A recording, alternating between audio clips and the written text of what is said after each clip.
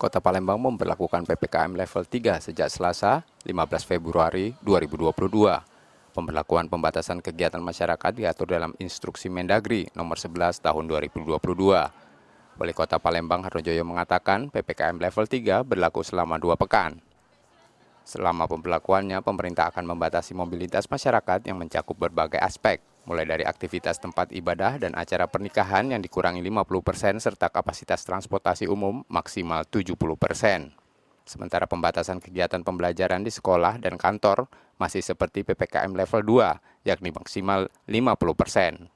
Menurut Harnojoyo, hal yang terpenting bagi masyarakat adalah terus menerapkan protokol kesehatan untuk menekan angka kasus COVID-19 di kota ini.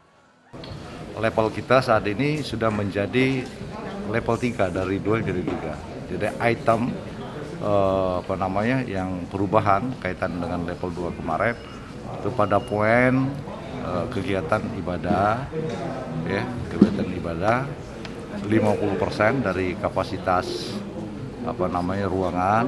Nah, kemudian begitu juga resepsi 50% dari kapasitas ruangan. Dan data Satgas COVID-19 Sumatera Selatan per 16 Februari 2022 terjadi penambahan 793 kasus baru di Kota Palembang.